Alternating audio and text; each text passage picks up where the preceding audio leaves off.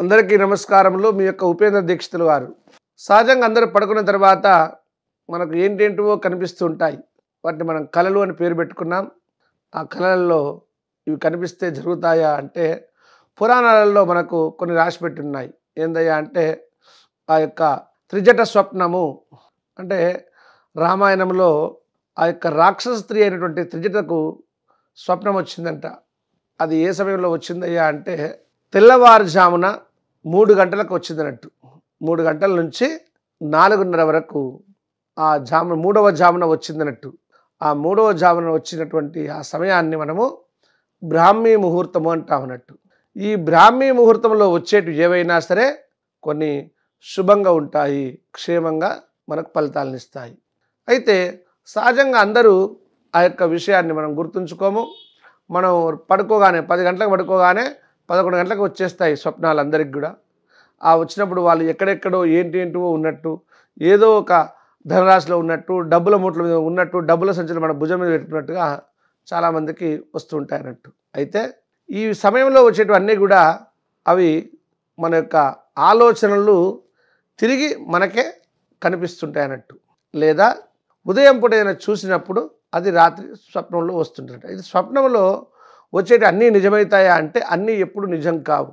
మరి ఎప్పుడవుతుంది నిజము, ఎలాంటి సమయంలో వచ్చింది నిజమవుతుందయ్యా అని అంటే సహజంగా ఏంటంటే స్వప్నంలో కొన్నింటికి మంచి ఫలితాలు ఉన్నాయి. ఏంటిది, ఎవరైనా చనిపోయినట్లుగా వచ్చిందనుకోండి, అప్పుడు వాళ్ళకు ఆయుష్ ఉన్నట్టు లెక్క. అది అది పురాణంలో మనకు చెప్పారు పెద్దలు, మనం అనుభవంలో చూసినా అది వాస్తవం జరిగిందన్నట్టు. అయితే అది ఏ సమయంలో పడితే ఆ సమయంలో కాదు, ఎప్పుడైనా సరే 3వ జామున వచ్చేటివే లెక్క. ఆ 3వ జామున అనేది మనకు 3 గంటల నుంచి ప్రారంభం. అర్ధరాత్రి తెల్లవారుజామున 3 గంటల నుంచి తెల్లవారే సమయం వరకు వచ్చే స్వప్నాలన్నీ కూడా నిజమవుతాయి.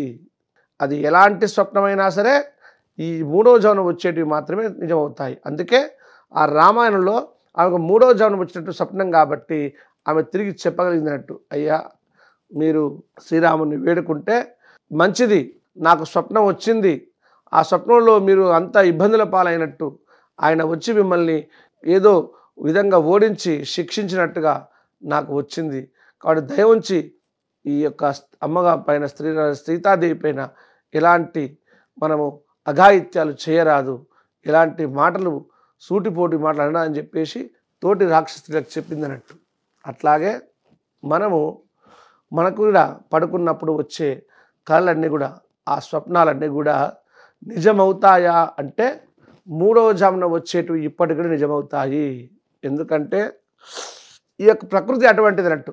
ప్రకృతిలో రాత్రి పగలు అనేది చాలా విశేషమైనది. ఎందుకంటే పగలంతా మానవుడు కష్టించి పనిచేసి రాత్రి సేద తీరడం కొరకు మనకు రాత్రి సమయం ప్రకృతి ఏర్పాటు చేశారు మన పూర్వీకులు.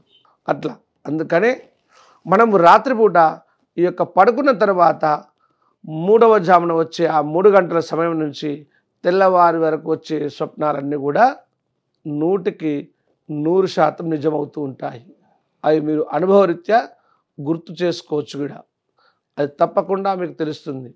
అట్లా మనకే కనుక ఏదైనా రాత్రిపూట కలలో డబ్బులు వచ్చినట్టుగా, ఆ డబ్బుల మూటల్ని మనం పట్టుకున్నట్టుగా, ఆ డబ్బుల్ని మనం చూసినట్టుగా మన కళలో కనిపించింది అనుకోండి, అప్పుడు 3వ జామునకు ముందైతే అవి మనము మర్చిపోవాల్సిందే.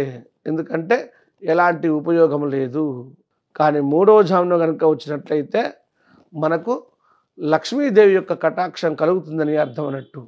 అట్లాగా లేదు, మన జేబు నుంచి పడిపోయినట్టుగా వచ్చిందనుకోండి, అది తెలుసుకొని మనం కొన్ని రోజులు బయట ప్రయాణం వెళ్ళేటప్పుడు తక్కువ డబ్బుల్ని జేబులో పెట్టుకొని పోవడం అలవాటు చేసుకోవాలి. అలా చేస్తే బాగుంటుంది.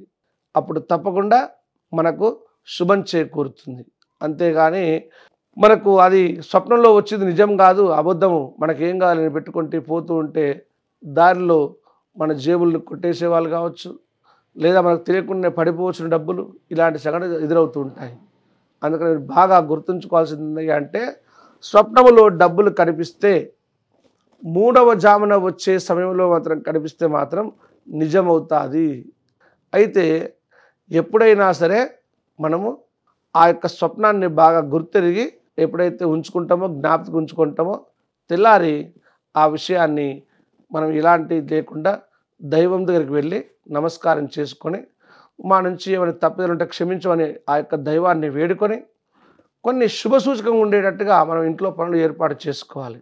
చేసుకుంటే ఆ స్వప్నంలో వచ్చినటువంటి డబ్బులు తప్పకుండా నిజమవుతాయి. శుభం భూయాత్.